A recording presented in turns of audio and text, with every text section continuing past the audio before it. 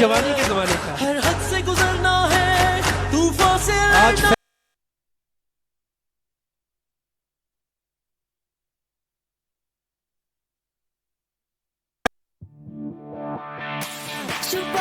Chupalo, hide it in, na na na na na.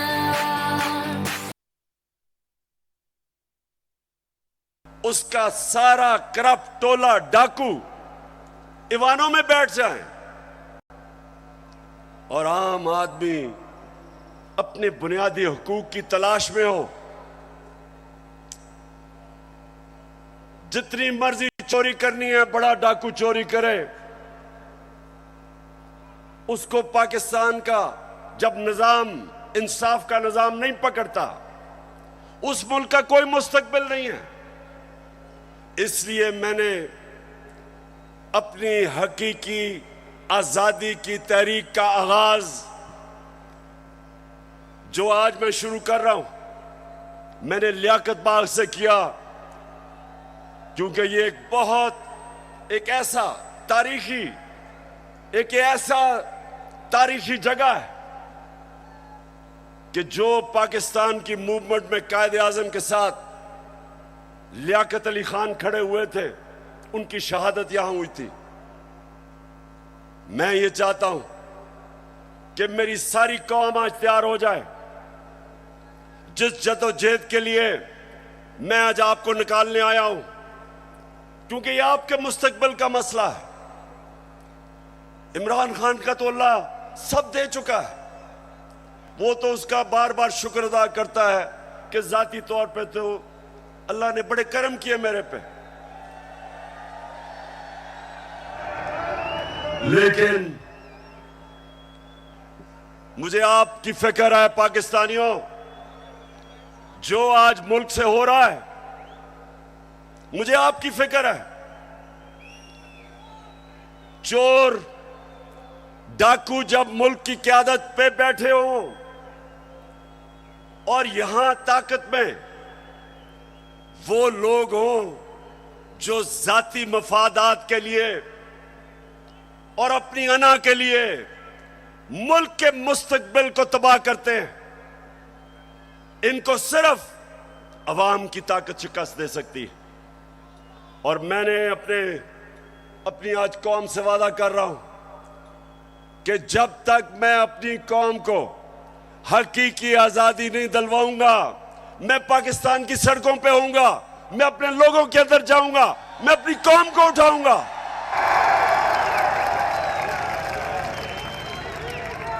क्यों? नौजवानों सुनो, क्यों इमरान खान को हटाने की जरूरत पड़ी? क्यों बैरूनी साजिश? क्यों बैरूनी साजिश से इमरान खान को हटाया गया? जरा सुने, वजह क्या थी? क्या इमरान खान मुल्क के पैसे चोरी करके बाहर बड़े बड़े महल्लात खरीद रहा था? क्या ये मुल्क के पैसे मनी लॉन्ड्रिंग कर रहा था? क्या लोगों की जमीनें चोरी कर रहा था, कब्जे कर रहा था, फैक्ट्रियां बना रहा था? मैंने जितनी देर क़यादत की, इससे कम टाइम पे, जब नवाज शरीफ 1990 में आया था, 17 फैक्ट्रियां बना चुका था। 17 फैक्ट्रियां बना चुका था। मैं सिर्फ क्यों निकाला नवाज शरीफ को? क्यों निकाला? क्योंकि उसने चोरी की थी। लेकिन इमरान खान की रिजीम चेंज क्यों की गई? क्योंकि वो अमेरिका की नौकरी नहीं करना चाहता था। वो एक आजाद फॉरेन पॉलिसी बनाना चाहता था, जिसका मेरी बहनों और नौजवानों समझो आजाद फॉरेन पॉलिसी क्या होती है। वो फॉरेन पॉलिसी होती है जो अपने अवाम की बेहतरी के लिए होती है। जो फॉरेन पॉलिसी दूसरे मुल्कों के मफादात की हिफाजत करने के लिए होती है और अपने लोगों को दूसरों के लिए कुर्बान करने के लिए होती है, उस फॉरेन पॉलिसी के खिलाफ मैं आया था। मैं ये नहीं चाहता था कि अमेरिका की जंग में मेरी कौम जाए और 80,000 मेरे लोग उस जंग के अंदर कुर्बान हो अमेरिका के लिए। मैं नहीं चाहता था कि अगर आप अमेरिका अफगानिस्तान में यहां से हमारे ऊपर से कोई कार्रवाई करे, मैं नहीं चाहता था कि मेरा मुल्क मुलव्वस हो उसमें, क्योंकि मैं क्यों चाहूं कि अफगानिस्तान से हमारे ताल्लुकात खराब हो। मैं चाहता हूं कि मेरी फॉरेन पॉलिसी हो जो मेरे लोगों की बेहतरी में हो। अगर रूस से मुझे 30 या 40% कम कीमत पे तेल मिलता था और मैं अपने लोगों को सस्ती पेट्रोल और फजलुर रहमान दूं, तो मैं क्यों ना दूं।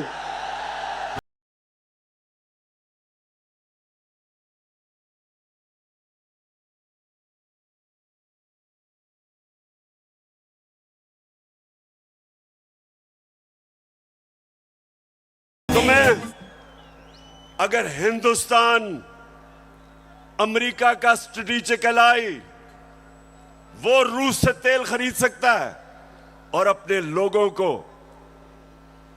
पेट्रोल और डीजल 25 रुपए लीटर कम दे सकता है, तो मैं क्यों ना दूं। अगर मुझे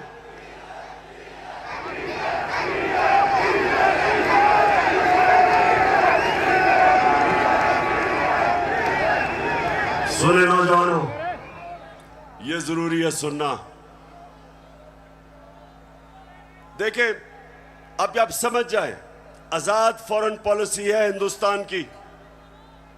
उनका मुल्क सारे फैसले करता है अपने लोगों की बेहतरी के लिए। हमारे यहां जो गुलाम बैठे हुए थे, फैसले करते हैं दूसरे मुल्क के लिए, अपने लोगों को कुर्बान करते हैं।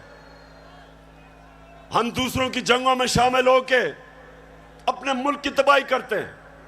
सबसे ज्यादा जो लोग बात नहीं करते, अमेरिका की जंग में जो कबायली इलाके के लोगों से जो जुल्म हुआ, जिस तरह सारा कबायली इलाका उजड़ा, 400 ड्रोन अटैक हुए, औरतें बच्चे मारे गए, उनकी जंग की वजह से 35 लाख कबायली इलाके के लोग नकल मकानी कर गए। कौन जिम्मेदार है? सिर्फ इसलिए कि यहां थोड़े साहिब इख्तिदार बैठे हुए थे जिनको थोड़े डॉलर मिलने थे, जिन्होंने थोड़े से डॉलरों के लिए अपने मुल्क को वो नुकसान पहुंचाया जो भी कबायली इलाका नहीं उस नुकसान से बचा। दूसरी चीज, मैं हमेशा कहता था कि अफगानिस्तान में जो अमेरिका गया है, इसका कोई मिलिट्री हल नहीं है, डायलॉग से मसला हल होगा। और यह पसंद नहीं था उनको। और आखिर में मैंने, जब वो अमेरिका वहां से गया, तो उनके भी लोगों ने कहा कि जो मैं कहता था ठीक, लेकिन उनको पसंद नहीं है। उनको आदत पड़ी हुई थी शहबाज शरीफ जैसे गुलामों की और नवाज शरीफ जो सदर ओबामा के सामने पर्ची पढ़ के थैंक यू कहता था।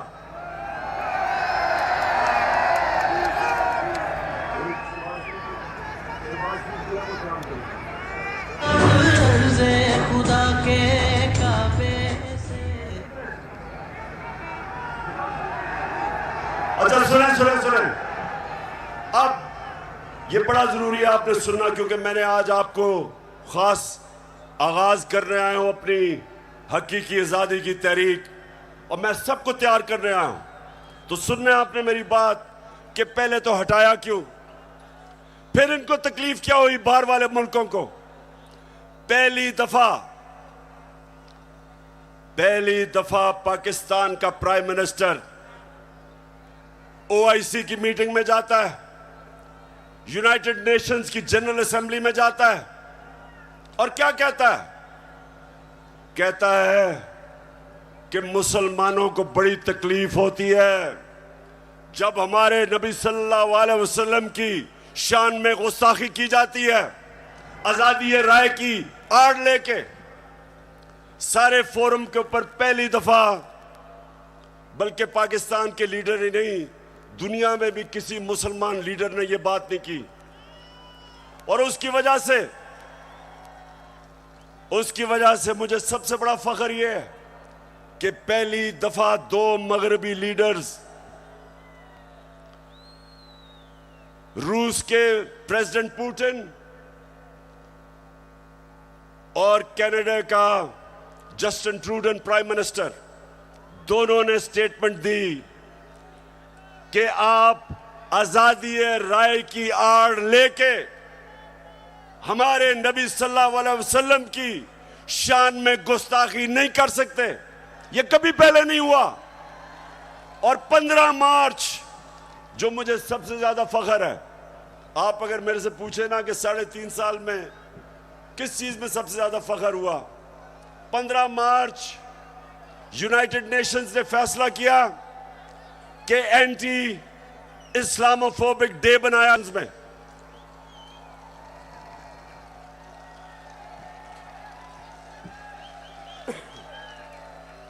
तो मेरे पाकिस्तानियों, ये वो लोग जो आदी हुए थे, वो तिफल क्या गिरेगा जो घुटनों के बल चले, इनके आदी हुए थे, आदी हुए थे, उनको पसंद नहीं आया। ये पूरा साजिश हुई। डोनाल्ड लू ने धमकी दी, साजिश पहले से हुई थी। और इन्होंने तब वो गवर्नमेंट गिराई जो उस वक्त 17 साल के बाद सबसे बेहतर माशी तरक्की कर रही थी। 17 साल के बाद आखिरी 2 साल में 5.6% और 6% पाकिस्तान इकोनॉमिकली हमारी ग्रोथ रेट थी, हमारी दौलत में इजाफा था। उस गवर्नमेंट को गिराया जिसकी रिकॉर्ड एक्सपोर्ट्स थी, रिकॉर्ड टैक्स कलेक्शन, बैरून मुल्क पाकिस्तानियों ने रिकॉर्ड रेमिटेंसेस भेजी। उस गवर्नमेंट को इन्होंने गिराया। किसानों के लिए बेहतरीन जो हमने पैकेजेस दिए, रिकॉर्ड फसलें हुई, उस गवर्नमेंट को इन्होंने गिराया। और उन्होंने गिराया इसलिए कि इनको इमरान खान नहीं चाहिए था, इनको चेरी ब्लॉसम चाहिए था। अब देखो, ये जरा देखें, होके आया हूँ मैं, यूएई के होके, अभी मैं तुर्की होके आया हूँ। और मैंने उन भाइयों को कहा कि आप हमारे बड़े अजीम भाई हैं, हमेशा आपने हमारी मदद की। और मैंने यही कहा, जब मैं आया हूँ तो आप समझेंगे शायद, ये मांगने आया है। मैं मांगने नहीं आया, लेकिन मजबूरी है। हमारा जिस तरह माजी में 75 साल में आपने हमारा हाथ बटाया है, कुछ अर्सा आप हाथ बटा। मैंने कहा मैं वादा करता हूं कि इंशाअल्लाह हम पूरी कौम, हम मिलकर दिन रात, हमेशा आपने हमारी मदद की। और मैंने यही कहा, जब मैं आया हूं तो आप समझेंगे शायद, ये मांगने आया है। मैं मांगने नहीं आया, लेकिन मजबूरी है।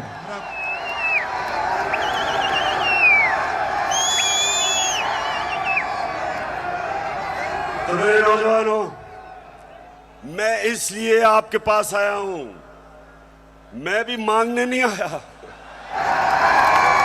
मैं आपको तैयार करवाने आया हूं कि अगर इस वक्त मेरी कौम खड़ी नहीं होगी, इस तरह के लोगों की गुलामी करेंगे जो कहता है कि जी हम तो भिखारी हैं, बेगर्स आर नॉट चूजर्स। तो मैं, अब सुने जरा मेरी बात, मैं अगली बात करना चाहता हूं। देखिए, पाकिस्तान में जब ये आए, अब मैं सिर्फ बताना चाहता हूं कि लोगों से हुआ क्या 4 महीने में। मुझे जितने लोगों ने बताया कि जब उनके पास बिजली के बिल आए, कौम के ऊपर गुजरी क्या है, कि किस तरह उनको समझ नहीं आ रही, आम सफेद पोश लोगों को, कि बिजली के बिल दें, बच्चों की फीस दें, खाना दें। बिजली जो हमारे जमाने में 18 रुपए यूनिट था, मैंने 5 रुपए यूनिट सब्सिडी दिलवाई कि कम करो, वो आज 36 रुपए यूनिट है, दुगनी हो चुकी है।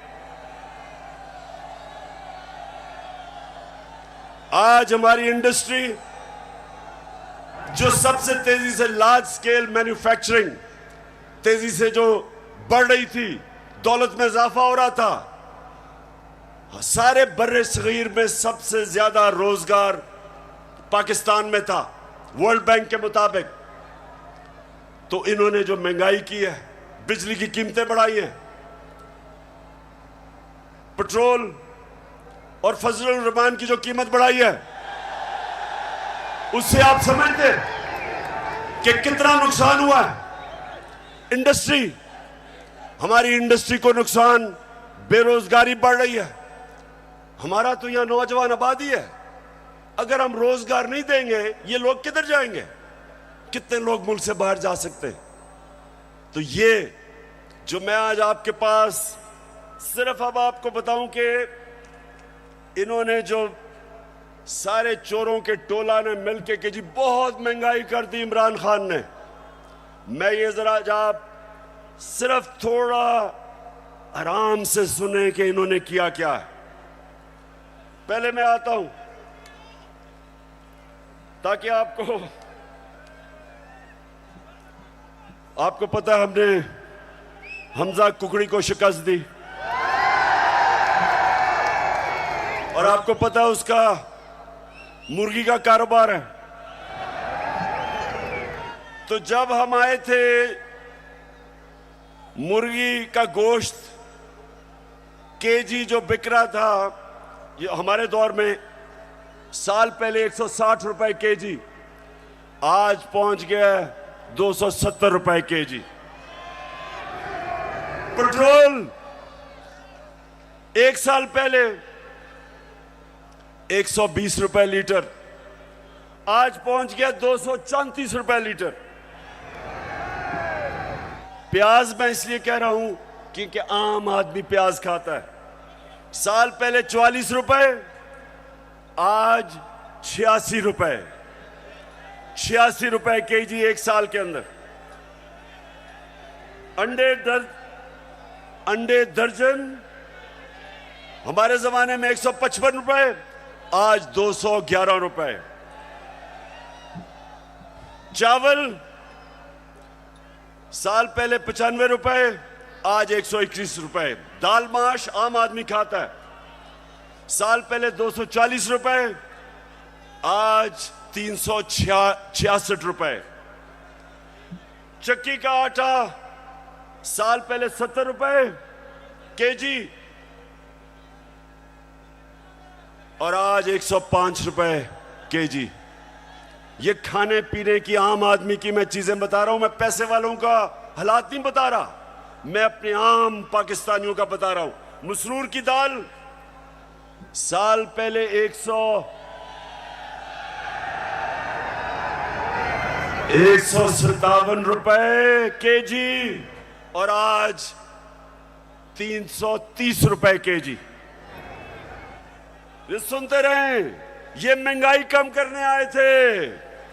घी साल पहले 850 रुपए, आज 1420 रुपए। और जरा तीन चीजें सुन लें। देखें हमारे ऊपर कर्जे चढ़े हुए हैं। अब जरा सुने, जरा मैं चाहता हूं नौजवानों आप सुने, क्योंकि आपका मुस्तकबिल है। हमारे ऊपर कर्जे चढ़े हुए थे, कर्जे कैसे उतारने हैं? दौलत में इजाफा करके कर्जे उतरते हैं। आपकी जब फैक्ट्रियां चलती हैं, बाहर से सरमायाकारी होती है, आपकी किसानों की पैदावार बढ़ती है, दौलत में इजाफा होता है, उससे आप अपने कर्जे वापस करते हैं। मसलन मैंने दुकान के लिए कर्जा लिया, मैंने दुकान बना ली, अब मैंने कर्जा ले लिया।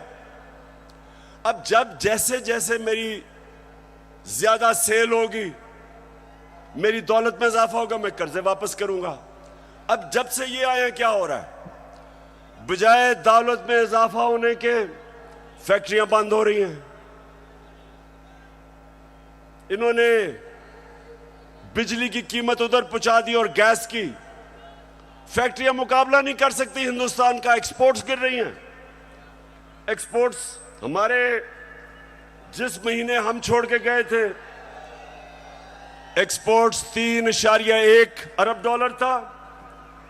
आज एक्सपोर्ट्स इस महीने 2.2 अरब डॉलर, तो 3.1 अरब डॉलर से एक्सपोर्ट नीचे आ गई 2.2 अरब डॉलर पे। रेमिटेंस जो बैरून मुल्क पाकिस्तानी पैसा भेजते हैं, हमारे आखिरी महीने में 3.1 अरब डॉलर, वो नीचे आके 2.5 अरब डॉलर पे आ गई। मतलब कि दौलत में इजाफा नहीं हो रहा, कर्जे बढ़ते जा रहे हैं। इनके पास हल क्या है? आर्मी चीफ से टेलीफोन करवा रहे हैं सऊदी अरेबिया को कि जी पैसे दे दो, क्योंकि इनको तो सारे समझते हैं कि चोर हैं ये, इनको तो पैसे कोई नहीं देता। तो आर्मी चीफ अमेरिका को कभी टेलीफोन कर रहा है, कभी यूएई को कर रहा है, कभी सऊदी को कि जी पैसे दे दो। तो इससे क्या होगा? वो तो कर्जे देंगे, कर्जे बढ़ते जा रहे हैं, कर्जे वापस कैसे कर रहे हैं? दौलत में तो इजाफा नहीं हो रहा। और इसलिए मेरे पाकिस्तानियों, इसलिए मैं इनको कहता हूं कि एक ही तरीका है इस मुल्क को इस दलदल में जो घुसा रहे हैं निकालने का, और वो है साफ और शफाफ इलेक्शन। एक ही रास्ता है। लेकिन ये सारे खौफजदा हैं। इन्होंने जब हुकूमत गिराई, नौजवानों सुनो, हुकूमत जब गिरवाई, इनका ख्याल था पार्टी का जनाजा निकल गया। उसके बाद जब पब्लिक सड़कों पे आ गई, इन्होंने 25 मई को हमारे ऊपर जुल्म किया दहशत फैलाने के लिए। उसके बाद 17 जुलाई को बाई इलेक्शन हुआ पंजाब का, हमजा कुकड़ी फारग हो गया, हम जीत गए। सितम के कोहे गरा रूई की तरह उड़ जाएंगे हम महकूमों के पांव तले। ये धरती धड़ धड़ धड़केगी और अहले हुक्म के सहरुख पे जब बिजली कड़कड़ कड़केगी, हम देखेंगे लाजिम है कि हम भी।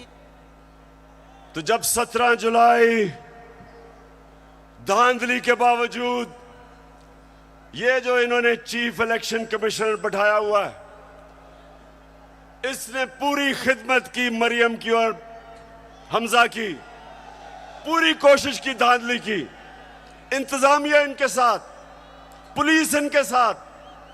उसके बावजूद पाकिस्तानी कौम, पंजाब के लोग इतनी तादाद में निकले कि इलेक्शन हार गए धांधली के बावजूद। उसके बाद इनको और खौफ आ गया। उसके बाद इन्होंने एक और प्लान लेके आए। इन्होंने कहा अगर हम अब इलेक्शन करवाएंगे तो ये तो 2/3 अक्सरियत ले जाएगी तहरीक इंसाफ। डर गए, खौफजदा हो गए। फिर इन्होंने एक और प्लान बनाया, और प्लान बनाया कि तहरीक इंसाफ को क्रश करो। पाकिस्तान की जो सबसे बड़ी पार्टी, किसी ना किसी तरह इसको क्रश कर इलेक्शन तब तक ना कराओ जब तक पार्टी क्रश ना हो। और मैं बार बार आइन और कानून के बीच में रहता रहा। 25 मई को जो इन्होंने जुल्म किया, उसके बावजूद अगर मैं उस दिन डी चौक में, अगर मैं उस दिन वहां से अपना धरना खत्म ना करता मुझे पता था कि शाम को खून होना है, मुझे पता है। मिट्टी गवाह रहना, गवाह रहना, वतन की मिट्टी गवाह रहना, गवाह रहना,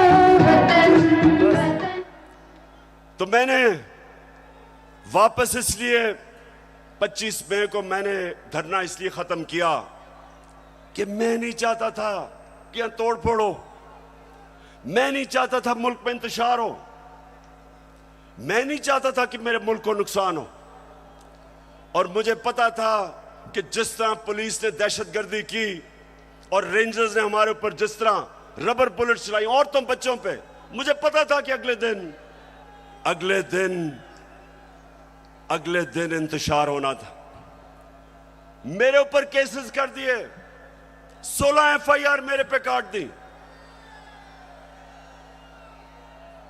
उसके बाद इन्होंने क्या किया, जरा गौर से सुने ताकि मैं आपको अपना अगला लाएअमल बताऊं। इन्होंने किया क्या, इन्होंने उसके बाद फैसला किया कि तहरीक इंसाफ को दबाया जाए, हमारे वर्कर्स के ऊपर FIRs, धमकियां,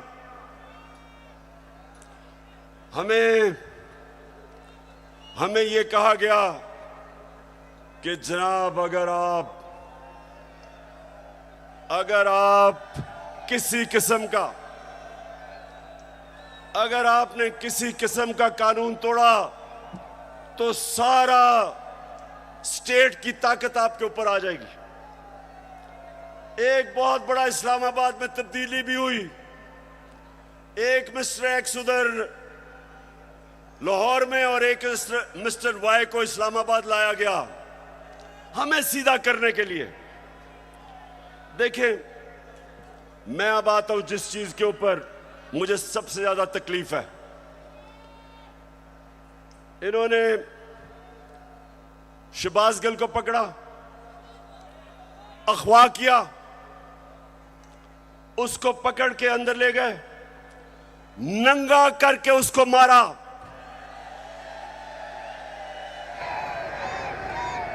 दो तीन दिन तक मुझे तो पता नहीं चला। जब मेरे वकील मिलने गए, उन्होंने मुझे आके बताया कि उन्होंने उसका क्या हशर किया। अब शहबाज गिल, जरा मैं सारे पाकिस्तानियों का तो जरा गौर से मेरी बात सुने, वो एक प्रोफेसर है, वो अमेरिका में कॉलेज में पढ़ाता है, वो अपने मुल्क के लिए आया कि यहां वो भी एक नए पाकिस्तान के लिए जद्दोजहद करेगा। उसका कितना बड़ा जुर्म था, कितना बड़ा जुर्म था कि पहले उसको उठा के उसकी गाड़ी का शीशा तोड़ा, उसको उठा के ले गए, उसके ड्राइवर की बीवी को उठा लिया, 10 महीने की बेटी उसको ले गए और उसको नंगा करके इन्होंने उसको मारा, उसकी तस्वीरें बनाई। जब वो ज़हनी तौर पे जब वो डिस्टर्ब हुआ तो उसकी तस्वीरें बनाई। मैं वो लोग जिन्होंने ये किया, मैं उन सारों को आज उनसे मुखातिब हूं कि आप सोचें कि आपसे ये होगा, कभी हुआ तो आपके और आपकी फैमिली के ऊपर क्या गुजरेगी। सोचें, एक इंसान की आप डिग्निटी खत्म कर रहे हैं, उसको जानवर भी इस तरह की हरकतें नहीं करते। अल्लाह कुरान में कहता है कि मैंने इंसान को वो सलाहियत दी है कि फरिश्तों से भी ऊपर बना दिया, लेकिन साथ वो ये भी कहता है कि जब इंसान गिरता है वो जानवरों से भी नीचे चला जाता है। ये जो इन्होंने किया है, ये जानवरों से भी नीचे चले गए हैं। अर्ज़े खुदा के काबे से सब बुत उठवाए जाएंगे, हम रहले सफा। फिर झूठ बोला जाता है, सारे डरे हुए होते हैं, सुपरिटेंडेंट सच नहीं बताते कि उसके ऊपर तशद्दुद हुआ, छुपाने की कोशिश की जाती है। और मुझे जो अफसोस हुआ कि मैजिस्ट्रेट ज़ेबा, जब आपके सामने एक आदमी आया और तशद्दुद पुलिस कर चुकी थी उस पर, क्या आपको वापस पुलिस के पास उसको भेजना चाहिए था? आपको तफ्तीश नहीं करनी चाहिए थी? यह आपको इंसाफ का तकाजा था कि जब एक आपको नजर आ रहा था कि वो बिल्कुल टूट चुका था, जो उन्होंने उसे जुल्म किया था, उसके बावजूद वापस भेज दिया पुलिस के पास, और फिर कहते हैं जी किसी को तौहीन हो गई। ये आप जो इतना बड़ा रुतबा है जज का, उससे आप इंसाफ नहीं कर रहे। और जो आईजी और डीआईजी इस्लामाबाद, इनके ऊपर, दोनों के ऊपर केसेस हमने दर्ज करवाए हैं, आप इनके ऊपर एफआईआर कटवाई है। और मैं सारी अपनी कौम को कहता हूं कि ये आजाद मुल्कों में ऐसी चीजें नहीं होती। सिर्फ गुलाम मुल्कों में, जिधर आपके हकूक नहीं होते, जिधर इंसाफ नहीं होता, जिधर आइन की और कानून की बालादस्ती नहीं होती, उन कौमों में यह होता है। वहां लोग गुलाम होते हैं, वो कभी ऊपर नहीं आ सकते।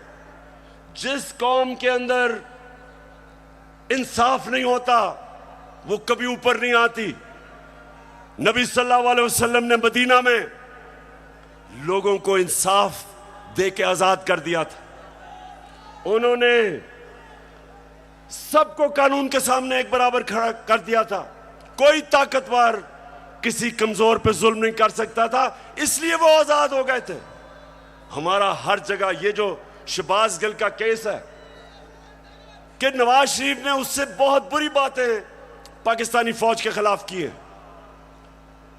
देखें जरा इनकी टेप से इन्होंने जो क्या क्या कहा हुआ पाकिस्तानी फौज के ऊपर। नवाज शरीफ ने, ख्वाजा आसिफ ने, मरियम ने, उनको क्यों नहीं पूछते? क्योंकि वो ताकतवर हैं। वो बेचारा अमेरिका से आया था, कहा कि उसको पूछने वाला कोई नहीं, उसको इस तरह अपने जलील करके। और मुझे शर्म आती है कि हमारे मुल्क में इस तरह की इंसानों को जलील किया जाता है। और इंशाअल्लाह इसका हम पूरा कानूनी तौर पे हम पूरा इंसाफ लेके रहेंगे इसके ऊपर। बाजवा साहब, आपने हमारी अच्छी भली चलती हुकूमत को रुखसत करवाया, जजों से जोर जबरदस्ती से फैसले आपने लिखवाए। जनरल बाजवा साहब, आपको 2018 इलेक्शन में अवाम के मैंडेट की चोरी का हिसाब देना है। हाँ, नवाज शरीफ ने ये जरूर किया कि उसने किरदारों और इदारों के दरमियान एक वाज़ेह लकीर खींच दी है। एक या दो अफराद इदारा नहीं हुआ करते, एक या दो अफराद इदारों की बदनामी का बायस बना करते हैं।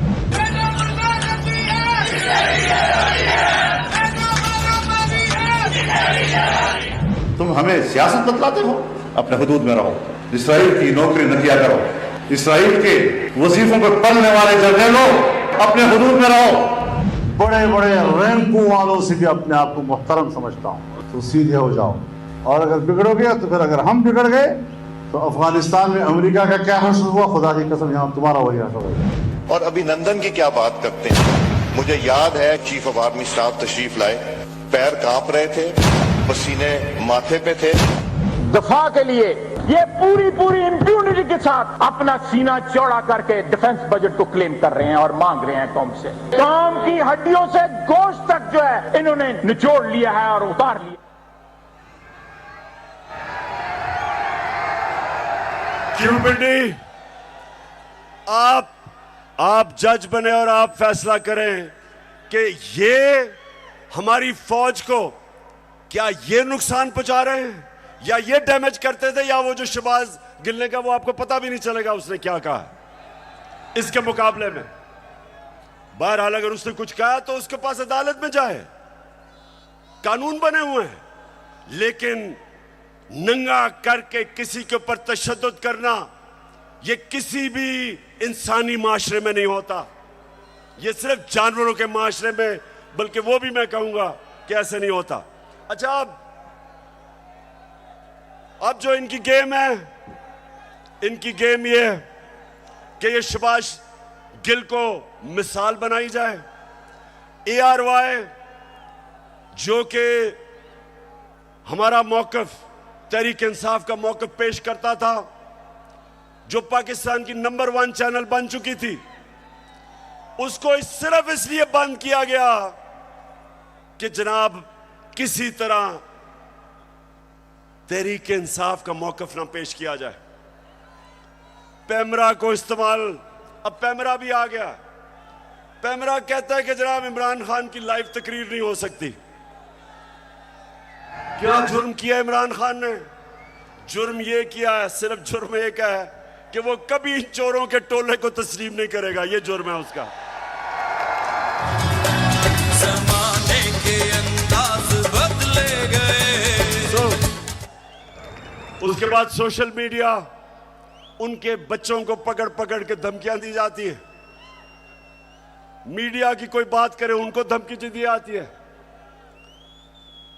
तो मैं आखिर में अब मैं अपने न्यूट्रल से मुखातिब हूं।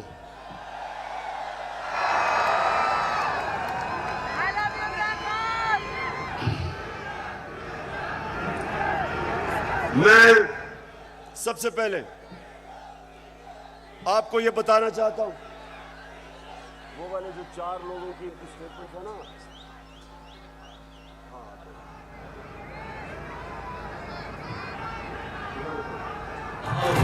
ऐसे एक मिनट अभी नहीं, अब जरा सुने गौर से, क्योंकि मैं अपने न्यूट्रल से मुखातिब हूं। मैं अब जरा उनको बताना चाहता हूं हमारे से हुआ क्या। जब 25 मई को हमारे ऊपर पुलिस ने तशद्दुद किया, तो पुलिस के अंदर से मुझे बताया गया, पुलिस के अंदर से मुझे बताया गया कि जनाब ये पीछे से हमें हुक्म था, यानी कि न्यूट्रल्स का प्रेशर था कि इनको फेंटा लगाओ। जरा सुनते जाए, मैं इस मुल्क के अंदर मेरा जीना मरना है। मैं कोई बाहर नहीं भागूंगा, मेरी कोई बाहर जगह नहीं है, मेरा जीना मरना यहां है। और शायद बाकियों से ज्यादा मुझे इस मुल्क की फिक्र है। तो मुझे यह कहा गया कि ना जनाब हमारे पीछे से प्रेशर है।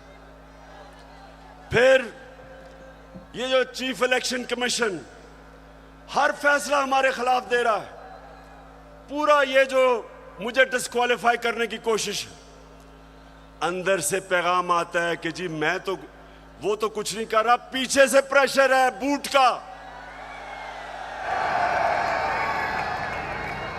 फिर सुनते जाएं, हमें ये जो ऑपोजिशन है, ये जरा मैं चाहता हूं सुने कि बदनाम कौन कर रहा है हमारी फौज को। ये अभी ये जो पुलिस वाला जो हुआ शहबाज गिल से, हमने पुलिस से पूछा तुमने तशद्दुद, हमें तो पता ही नहीं जी, पीछे से हुआ है कुछ, वो भी आपकी तरफ कह रहे हैं। तो जो भी हो रहा है आज पाकिस्तान में, जो गलत काम होता है आपका नाम लग जाता है। अब जरा ये सुने कि ये जो आपके इस वक्त खैर ख्वाह बैठे हुए गवर्नमेंट में, ये क्या कहते हैं। जिनकी वजह से होता है, जिनकी मदद से होता है, हम उनकी मदद नहीं लेना चाहते और हम चाहते हैं कि अगली हुकूमत का फैसला पाकिस्तान की आवाम करे। तहरीक के अदम एतमाद सौदे के बगैर मुमकिन नहीं होती।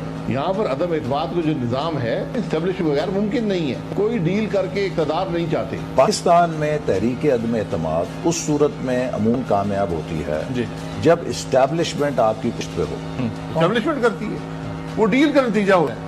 जब भी अदम एतमाद से होते हैं तो यकीनन डील करती है। इस्टेब्लिशमेंट के बगैर अदम एतमाद की तहरीक को कामयाब नहीं किया जा सकता, क्योंकि इस्टेब्लिशमेंट की एक तीसरी कुव्वत के तौर पे या चौथी कुव्वत के तौर पे पार्लियामेंट में यानी मुकर्रम खुद जो है मौजूद है।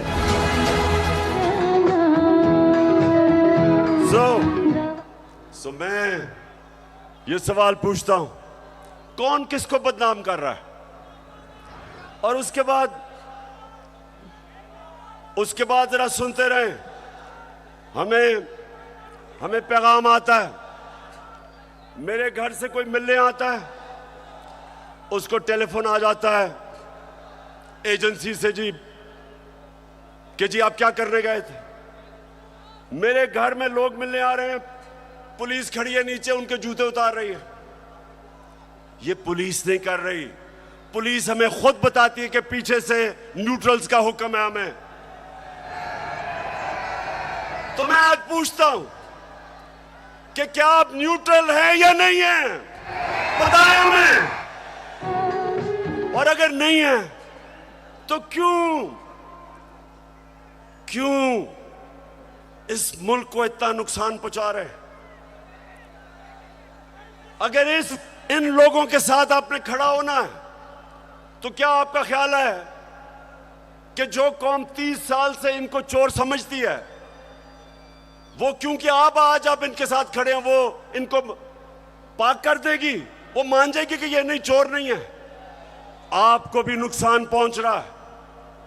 मैं आज इसलिए कह रहा हूं सब कुछ कि मुझे पता है प्लान क्या बना हुआ है। जो मिस्टर वाई आया, मुझे पता है वो क्या प्लान बना के आया है कि मीडिया को दबाओ, आवाज बंद करो, इनको डराओ धमकाओ, शहबाज गिल को मिसाल बनाओ, इमरान खान को जेल में डाल दो। इमरान खान को जेल से कोई फर्क नहीं पड़ेगा। जो करना करो, जो करना करो। मैं अपनी कौम के सामने सारी कौम को इकट्ठा करूंगा, और अगर ये जो डिस्क्वालीफाई कर रहे हैं जी, फंडिंग केस या फलाना केस, जो भी आप करेंगे आप अपनी कौम को नुकसान पहुंचाएंगे। क्यों? क्योंकि सबसे बड़ी पाकिस्तान में इस वक्त नेशनल लेवल पे फेडरल पार्टी तहरीक एक ही है, तहरीक इंसाफ। सारे पाकिस्तान में है, सारे सूबों में है। ये मुल्क को इकट्ठा रख सकती है। कभी फौज अकेला मुल्क को इकट्ठा नहीं रख सकती, नहीं तो ईस्ट पाकिस्तान को इकट्ठा रख सकते। पॉलिटिकल पार्टी जो सारे मुल्क में इंसानों को इकट्ठा करती है, वो मुल्क को मजबूत रखती है। उस पार्टी को कमजोर करने का मतलब पाकिस्तान को कमजोर करना है। और अगर आप इसी पार्टी को दीवार से लगा देंगे, जो आप इस वक्त प्लान बना हुआ है, मैं आपको यकीन दिला रहा हूं कि यहां श्रीलंका वाला हाल होने वाला है। अभी तो हम आइन और कानून के बीच में चल रहे हैं, लेकिन जब एक पॉलिटिकल पार्टी हट जाएगी रास्ते से, तो जो हालात है पाकिस्तान में, कौन रोकेगा पब्लिक को? 22 करोड़ लोग हैं। श्रीलंका तो 2 करोड़ से थोड़ी सी ज्यादा उनकी पूरी आवाम है। यहां तो 22 करोड़ पाकिस्तानी है। जो हालात है, अगर इसमें आप पॉलिटिकल पार्टी को खत्म करके इन चोरों को ऊपर मुसल्लत करेंगे, नुकसान तो मुल्क है।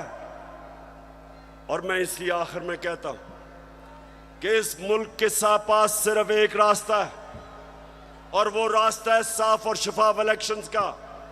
ये जो बाकी तरीके इख्तियार किए जा रहे हैं, एक वो सेटअप, एक जिनके पास पब्लिक में निकल नहीं सकते, जलसा वो नहीं कर सकते, उन लोगों को अगर, और 30 साल से जो चोरी कर रहे हैं, अगर आप समझते हैं कि ये कौम उनको एक्सेप्ट कर जाएगी, कौम भी नहीं एक्सेप्ट करेगी, कोई भी इन्हें एक्सेप्ट नहीं करेगा, ना बाहर इनकी क्रेडिबिलिटी, ना पाकिस्तान में। और आगे हमारे मुल्क के हालात बिगड़ते जाएंगे। ये कर्जे लेके और समझना कि जी मुल्क चलना शुरू हो गया क्योंकि कई मुल्कों ने कर्जे दिए, ये कैंसर का इलाज डिसिप्लिन से हो रहा है। कर्जे बढ़ते जा रहे हैं, कर्जे का बोझ बढ़ता जा रहा है। ये इस तरह मुल्क नहीं चलेगा। जब तक पॉलिटिकल स्टेबिलिटी नहीं आएगी, माशी हालात ठीक नहीं होंगे। तो मैं आखिर में अपनी तकरीर खत्म करने से पहले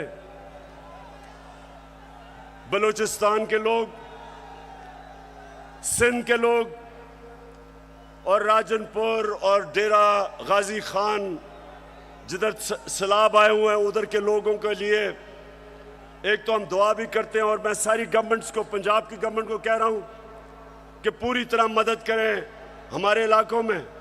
केपी की गवर्नमेंट को कहूंगा कि जो भी हम कर सकें बलूचिस्तान में करें, और जो भी हालात हैं मैं चाहूंगा कि जो हमारे लोग बड़े खुल के ऐसे मौके पे मोबिलाइज होते हैं इन लोगों की मदद करें, क्योंकि लोग इस वक्त सैलाब की वजह से बहुत मुश्किल में।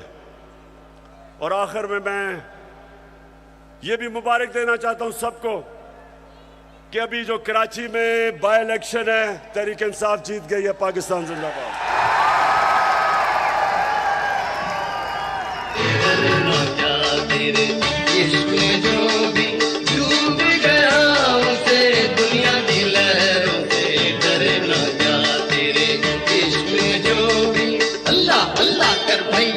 अल्लाह ही से डर भैया, अल्लाह अल्लाह कर भैया, अल्लाह ही से डर भैया।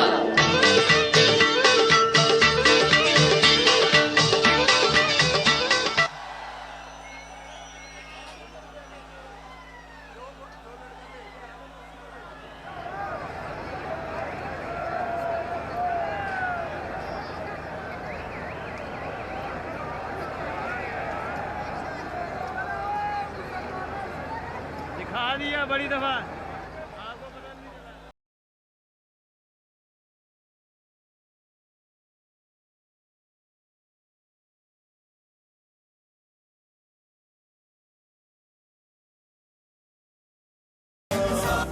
दिलाया ये पाकिस्तान था, ख्वाब पूरा हुआ